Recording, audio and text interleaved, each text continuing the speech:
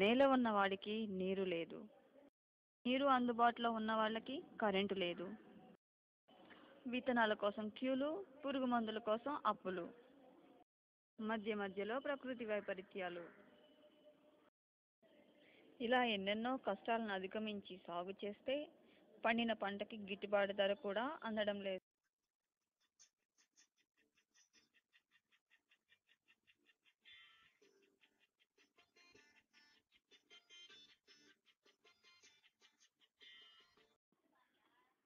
ఏంటి ఇలా ఈసారి కూడా ఇలా జరిగింది? పంట సరిగా వచ్చేటట్టు కనిపించడం లేదే. పంటల తెగుళ్ళు కారణం తెలిసే పురుగుల వల్ల చాలా నష్టం వచ్చినట్టు ఉంది. అప్పు చేసి పెట్టుబడి పెట్టాను, పెట్టిన డబ్బులు కూడా వచ్చేటట్లు లేవు.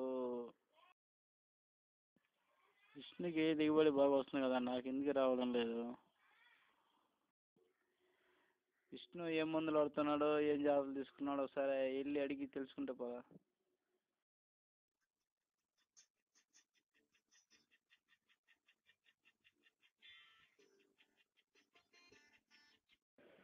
ఇలాంటి ఎన్నెన్నో ప్రశ్నలకు అక్కడక్కడ సమాధానాలు దొరుకుతూ ఉంటాయి. చీకట్లో నక్షత్రాల్లా ఏవో ఆశలు దారి చూపిస్తుంటాయి.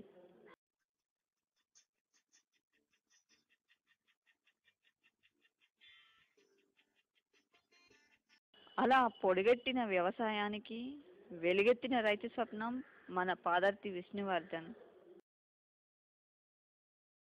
అతనిది నెల్లూరు జిల్లా కావలి మండలం ముస్నూరు గ్రామం.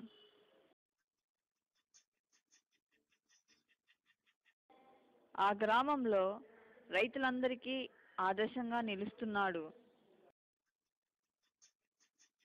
వ్యవసాయంలోనూ కాకుండా చదువులోనూ కూడా అతనికి అతడే సాటి. అందరూ ఉద్యోగాల కోసం సిటీల వెంట ప్రాకులాడుతున్న సమయంలో నేల తల్లిని నమ్ముకొని తన తండ్రి బాటలోనే తాను కూడా సుస్థిర వ్యవసాయం చేస్తున్నాడు.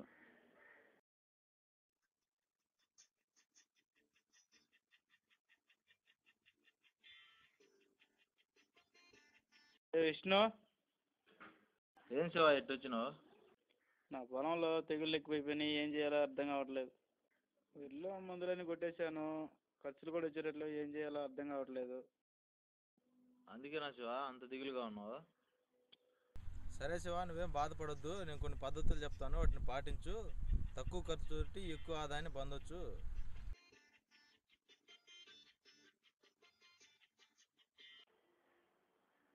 లోతైన వేసవి దిక్కులు దున్నడం వల్ల లోపలుండే గ్రుడ్లు, నిద్రావస్థలో ఉన్న పురుగులు బయటకు వచ్చి ఎండవేడికి కొన్ని చనిపోతాయి, మిగిలిన పక్షులు ఏరుకొని తింటాయి.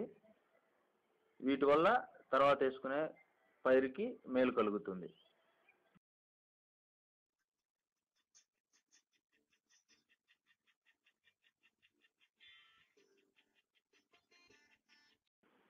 పొడిదుక్కులు చేసుకున్న తర్వాత పొలం గట్టిపోయి ఉండే చెత్త చెదారం తీసుకొచ్చి పొలం మధ్యలో వేసుకొని సాయంత్రం 6 నుంచి 7 లోపల మంటలు పెట్టుకుంటే ఈ మంటలకి రెక్కల పురుగులు మంటలను ఆకర్షించబడి ఆ రెక్కల పురుగులు మంటల్లో పడిపోయి చనిపోతాయి. కాబట్టి పొలంలో పురుగుల ఉధృతిని తగ్గించుకోవచ్చు. ఒక ఎకరానికి సుమారుగా 30 కిలోల విత్తనాలు తీసుకొని వాటిని రాళ్ళు పరకలు లేకుండా శుభ్రం చేసుకోవాలి. శుభ్రం చేసుకున్న విత్తనాలను బీజామృతంతో విత్తన శుద్ధి చేసుకోవాలి. ఈ విధంగా చేసుకోవడం వల్ల విత్తనాల్లో వచ్చే తెగుళ్లను నివారించవచ్చు. ఇలా శుద్ధి చేసుకున్న విత్తనాలను నీడలో ఆరబెట్టుకోవాలి.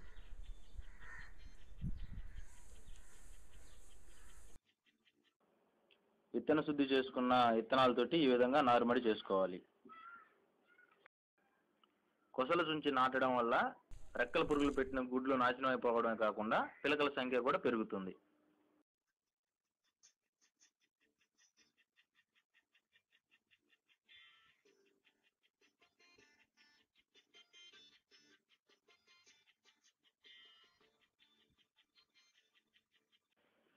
తూర్పు పడమర దిశగా ప్రతి 2 మీటర్లకి 1 అడుగు వెడల్పున కాలిబాట్లు తీసుకోవాలి. ఈ విధంగా చేయడం వల్ల మొక్కలకి గాలి బాగా వీస్తుంది, సూర్యరశ్మి బాగా అందుతుంది. అంతేకాకుండా దోమపోటును కూడా నివారించవచ్చు. శివ, దీన్ని అజోలా అంటారు. ఇది ఒక నాచు రకం జాతికి చెందినది. దీన్ని వేయడం వల్ల మొక్కల వేర్లకు 75% నత్రజనిని అందిస్తుంది. అంతేకాకుండా కలుపు నివారిస్తుంది, దోమపోటు తగ్గించుకోవచ్చు.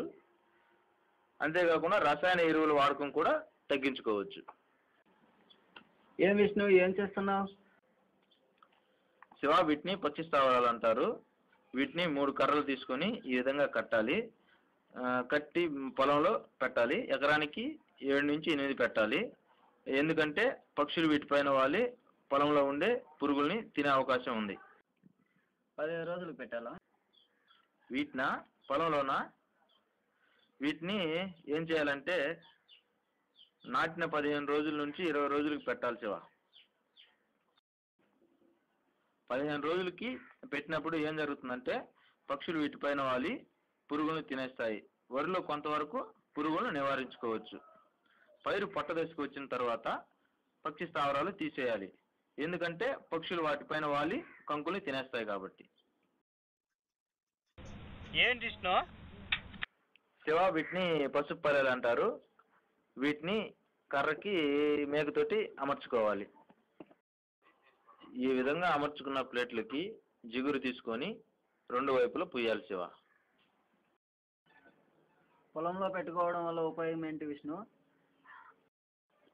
ఈ విధంగా పల్లెల్ని పొలంలో పెట్టడం వల్ల ఏమవుతుందంటే పచ్చదోమ, తెల్లదోమ ఆ పసుపు రంగుకి ఆకర్షింపబడి ఆ జిగురు కంటుకొని పోయి పంట మీద వాళ్ళకు ముందే చనిపోతాయి. కాబట్టి వరిలో కొంతవరకు మనం దోమపోటుని తగ్గించుకోవచ్చు. ఈ పల్లెలు ఏంటంటే ప్రతి 4 రోజులకు ఒకసారి తుడిచి మరలా జిగురు పూసుకుంటూ ఉండాలి.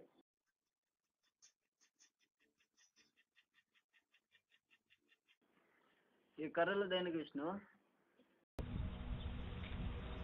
ఈ కట్టెలు లింగాకర్షణ బుట్టలు కట్టేదానికి శివ.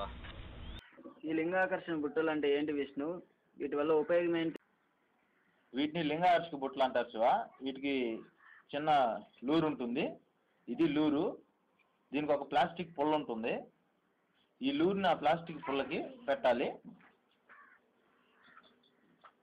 దీన్ని ప్లేట్కి అమర్చాలి.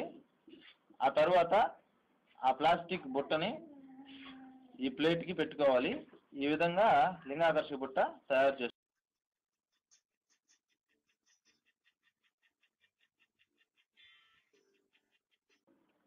ఈ విధంగా తయారు చేసుకున్న లింగాకర్షక బుట్టని తాడు సహాయంతో కర్ర కట్టుకోవాలి.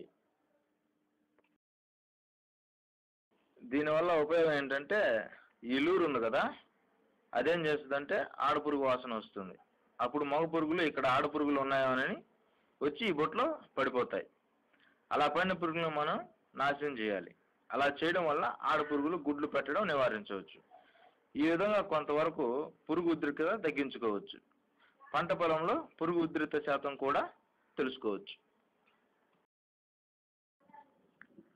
శివ, వరిలో రాత్రి తిరిగే పురుగుల వల్ల ఎక్కువ నష్టం కలుగుతుంది. కాబట్టి రాత్రి తిరిగే పురుగులను అరికట్టాలంటే మన రాజీ లేని సూత్రాల్లో దీపపేరల విధానం బాగా ఉపయోగపడుతుంది. దీపపేరలని తయారు చేసుకోవడానికి శివ ఈ విధంగా 2 కర్రలు తీసుకొని కట్టుకోవాలి.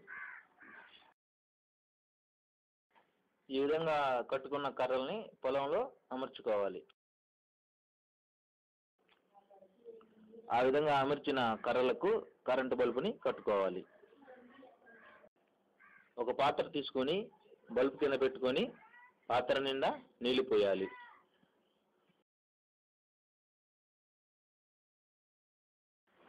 పాత్రలో పోసుకున్న నీటిపై కొంత కిరోసిన్ పోయాలి.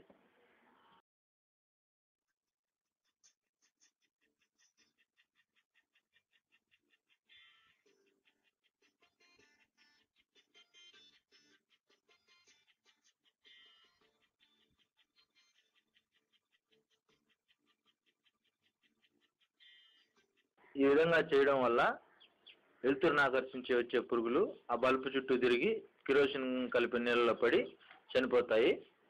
దీనివల్ల వరిలో మనం పురుగు శాతాన్ని కొంచెం తగ్గించుకోవచ్చు. ఇక నుంచి నువ్వు చెప్పిన పద్ధతులన్నీ నా పొలంలో పాటిస్తాను. ఈ పద్ధతులని తెలియక పురుగు మందులు చాలా వాడి చాలా డబ్బు నష్టపోయాను. ఈ వరిలో రాజులను సూత్రాలు చెప్పినందుకు ధన్యవాదాలు.